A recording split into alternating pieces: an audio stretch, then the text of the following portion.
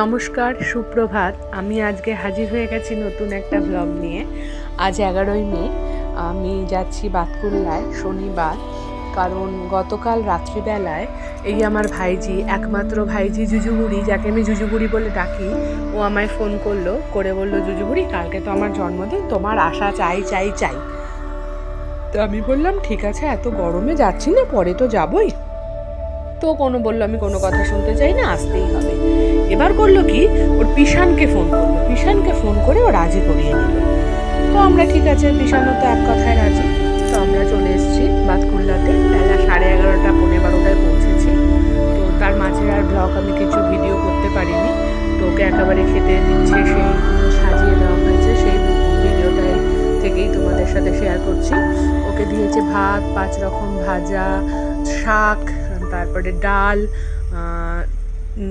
কাতলা মাছের কালিয়া, তারপরে চিংড়ি মাছের মালাইকারি, তারপরে দই, মিষ্টি, চাটনি, পাঁপড়, 7 রকমের মিষ্টি, পায়েস, আর এই ক্যাডবেরি তো আছেই। আর এগুলো দেখে তো ভীষণ খুশি সে, খুবই খুশি হয়েছে। উফ বাবা, আসলে এগুলোকে না বেশি খেতে দেওয়া হয় না।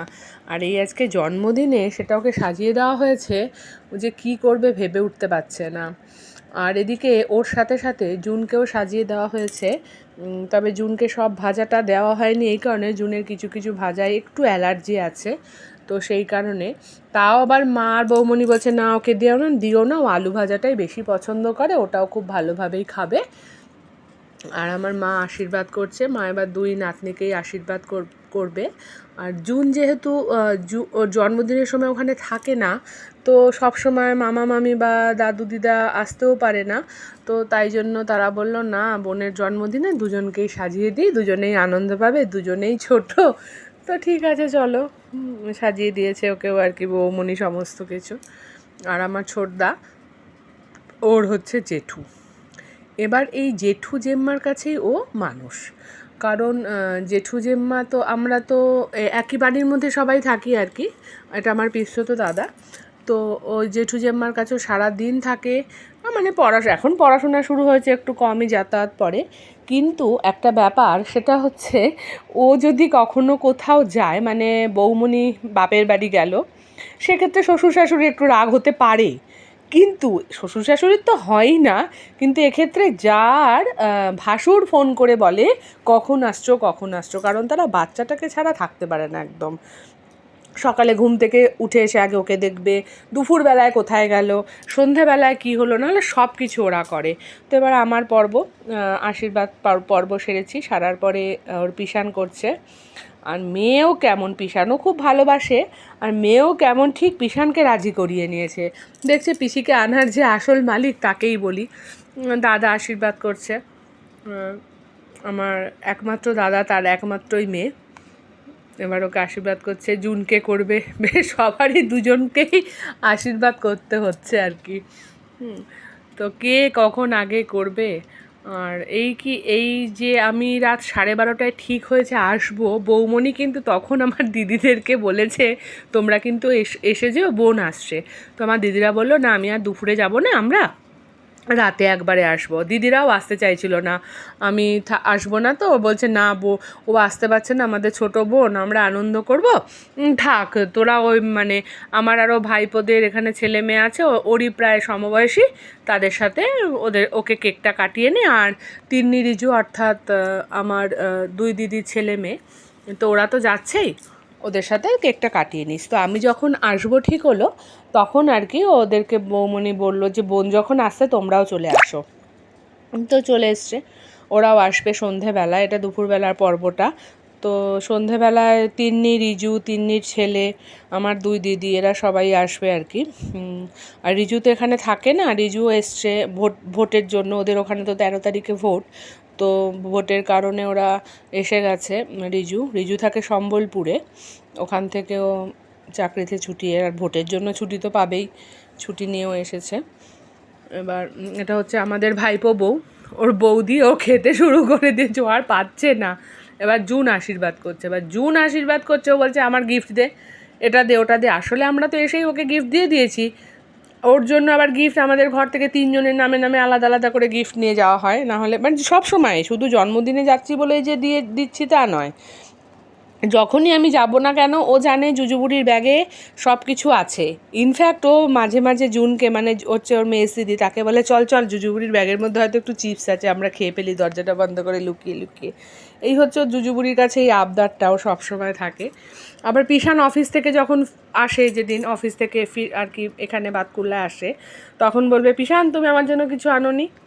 তো এবার এই সন্ধেবেলায় কেক কাটার পর্বটা শুরু হয়ে গেছে, সবাই মোটামুটি এসে গেছে। আর আজকে অস্বাভাবিক গরম, আর চকলেট কেক, আর কেকটা কি হচ্ছে গরমে এত গলে গলে মানে যাচ্ছে, তাড়াতাড়ি ফ্রিজ থেকে জাস্ট বের করা হয়েছে তাও যেন গলে যাচ্ছে, রাখা যাচ্ছে না একটুকু ফ্রিজের। আর ওই হচ্ছে ওর সেম এজ ওদের দুজনে, ওরা কাকা ভাইজি দুজনে, ও হচ্ছে আমাদের নাতি, আমার ভাইপোর ছেলে।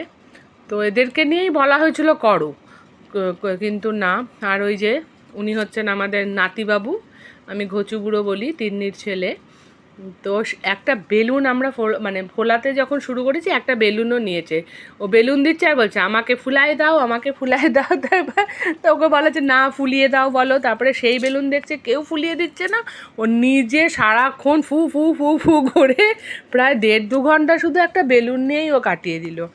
তবে একটা জিনিস খুব ভালো লাগলো, মুখে দিয়ে কিন্তু চিবালো না। অনেক বাচ্চার যে স্বভাবটা আছে না, মুখে দিয়ে চিবাতে থাকে কচকচ করে, অনেক সময় এটা কি অ্যাক্সিডেন্ট, তো গলায় টলায় আটকে যেতে পারে, সেটাও করেনি ঠিকই, সবার চোখে চোখেই ছিল। আর ওই বেলুনটা ফোলানোর প্রতি ও আর কি একনিষ্ঠ ছিল যে বেলুনটা আজকে আমাকে ফোলাতেই হবে। তবে লাস্ট অব্দি বেলুনটা ফুলিয়ে ফেলেছিল। ঠিক আছে, এবার একটু ফটো তোলার, ওই যে মাথায় হেয়ার ব্যান্ড দেওয়া, ও আমাদের নাতনি, জুজুবুড়িকেও ভীষণ ভালোবাসে, জুজুবুড়ি ওর পিসি হয়, তো জুজুবুড়িকেও পিন্নি পিন্নি বলে ডাকে। তো ও ভীষণ ভালো। তো এদের এবার ফটো সেশন চলছে। দেখুন আমাদের নাতিবাবুকে রিজু চেপে ধরে রেখে দিয়েছে, কারণ নিচে তাকে দাঁড় করিয়ে রাখা যাচ্ছে না। এই কেক টেক কাটার পরে মানে ওর বক্তব্য, ও কতক্ষণ ওই কেকে গিয়ে একটা থাবা দেবে।